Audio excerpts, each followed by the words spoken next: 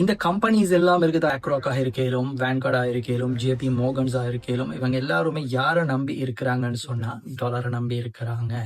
So டாலருக்கு ஒரு பிரச்சனை அப்படின்னு சொன்னா கைஸ், டிசி களத்துல இறங்கி போராடும். அதை தான் டிசி பண்ணிட்டு இருக்கு. என்ன அப்படின்னு சொன்னா, வெனிசுலா வந்துட்டு சைனாவோட ட்ரேட் பண்ணக்கூடிய விதம், டாலரோட டாமினன்ஸை வந்துட்டு கொஞ்சம் கொஞ்சமா குறைச்சிக்கிட்டு இருக்குது. ஸோ இந்த ட்ரேட் வந்துட்டு சக்சஸ் ஆன ஒரு எக்ஸாம்பிளா ஆயிடுச்சுன்னு சொன்னா மற்ற நாடுகளுக்கு அமெரிக்காவுடைய டாலருக்கு பெரியவுமே அச்சுறுத்தலாம். என்னன்னு சொன்னா, இந்த உலகத்துல 60% டாலர்ஸ் வந்துட்டு அமெரிக்காவுக்கு வெளியில இருக்குது.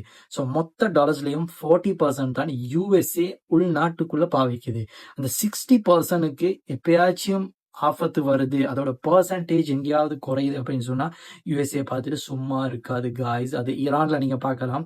ஈரானை எதிர்க்குதுன்னு சொன்னா யூஎஸ்ஏ சிம்பிளான ஒரு வேர்ட், டாலர் டாமினன்ஸ்.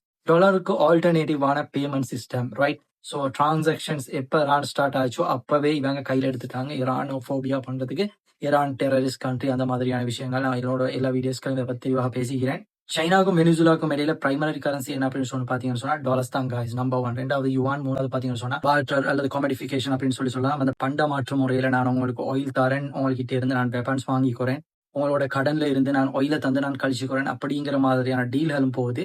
அது ரொம்ப சுவாரஸ்யமாக போகுது. நான் சொன்னா வெனிசுலாவோட சென்ட்ரல் பேங்க்கும் சைனா பேங்க்கும் வந்துட்டு இதை வந்துட்டு ரொம்ப சிம்பிளா ஃபெசிலிட்டேட் பண்ணுது. ஸோ இந்த விஷயங்கள் வந்துட்டு யூஎஸ்ஏக்கு பிடிக்கல. இது எத்தனையோ வாட்டி இன்டெரக்டா சொல்லியிருக்கு. ஸோ சைனாவுக்கும் வெனிசுலாவுக்கும் இவங்க யாரும் கேட்கிற மாதிரியாக இல்லை. ஸோ ஃபைனலா டிசி டிசைட் பண்ணுது, இவரை தூக்கிட்டு எங்களோட ஆட்சியை உள்ளுக்கு கொண்டு வரணும். அதுதான் ரெஜிம் சேஞ்ச். இன்னொரு விஷயம் நான் ஹைலைட் பண்ணணும் அப்படின்னு சொல்லி ஆசைப்படுறேன் guys. கவர்ட் ரெஜிம் சேஞ்ச் அப்படின்னு சொல்லி ஒரு புக் இருக்குது. இந்த ஆட்டங்கள் எப்படி நடக்கும் அப்படிங்கிற விஷயத்த டீட்டெயிலா எக்ஸ்பிளைன் பண்ணப்பட்டிருக்கு. முடிஞ்சா படிங்க, அப்படி இல்லைன்னு சொன்னா சொல்லுங்க. அதை